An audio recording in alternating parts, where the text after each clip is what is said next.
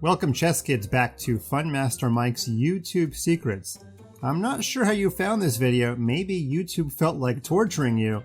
I know I feel like torturing you. This is the hardest, or at least the longest chess problem I can think of. Now this particular puzzle was invented by a guy named Ottó Bláthy, who lived in the 1800s in Hungary. I'm not sure what people were doing in Hungary back then. He actually invented the electrical transformer or something. And oh, by the way, in his spare time, he invented mate in 290. You did hear me correctly. I'm not speaking Hungarian. Sometimes I give you mate in 2, mate in 3. This is mate in 290. I said it slowly for you. Now you might think, FunMasterMike, this is not torture. This is just impossible. I'm going to shock your brain here by telling you this is possible, but you have to figure out a pattern, and then you have to repeat it over and over and over, almost like an electrical impulse. Do you think his two career paths were related a little bit? Okay, here we go. This completely crazy and maybe not quite legal position, but let's not worry about that, was invented by the Ottó. Okay, so here we go. White starts out with a check. Because, hey, forcing moves are what you should look at every time I give you mate in 290, okay? Black clearly has to block. When we play c4 check, so far, pretty easy, right? Okay, the king goes back. Now, we have a really interesting position where black has very few moves. Notice this knight is actually pinned, okay? This rook doesn't really want to take the bishop because white will just get a queen, and then the queen will take this bishop, okay? Now, this rook is pinned, of course. Okay. The king can't move. A lot of these pawns can't move, right? This bishop is pinned. Now the knight can move. So let's go ahead and grab that knight. We're on move number 3, by the way, okay? Now take a look at this position. If black was out of pawns, completely out of pawns, let's just mentally remove these pawns, okay? The ones that have a chance at moving, okay? If you can mentally remove those from the chessboard, black would be in Zugzwang. Black doesn't really have any great moves. If the bishop moves, we would just check the bishop back to where it was.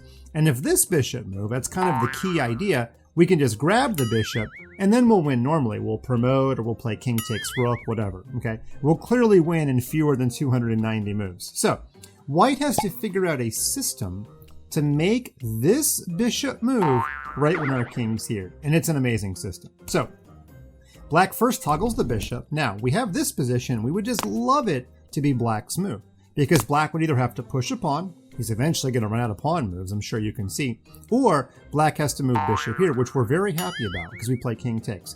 But you know what? White doesn't really have any waiting moves either. White's rook needs to stay on the d file to be glued to the pin, right? And the rook can't move forward to here because then black will promote.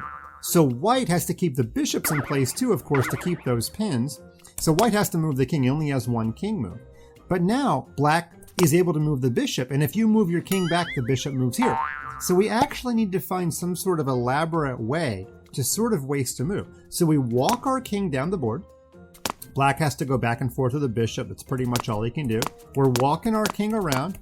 And then when our king gets to this particular square, this one that you're looking at right now, after bishop to b7, here we actually can toggle our rook sideways. I'm not exactly sure it matters if we go to e1 or to f1, but we can move our rook. And now the bishop better not move after we move our rook, because if the bishop moves, we'll take this, we'll move our king back, and then we'll motor our pawn up the board for an eventual checkmate.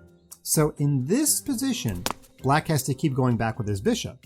But now we move our rook again. If you note what we're doing, we're actually triangulating with our rook. We're losing a move on purpose. Now the rook's not making a triangle, but that's exactly the same concept. You might want to go check out the ChessKid video on triangulation. This would be the hardest triangulation I could possibly think of.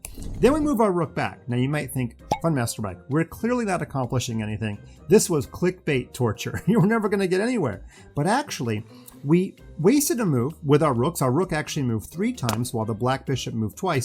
Then we move our king all the way back around, and it might look like magic to you, but now black can't move the bishop to b7. So what does black have to do? Black has to push a pawn. And guess what? That's the whole puzzle. You just have to repeat that over and over and over and over. Thank you, Mr. Ottó Bláthy, because you're about to make us waste the next couple minutes of our life. So let's cue some really exciting music while I go through the entire rest of the game. Here we go. And I don't even know if I can fill the time with words, so.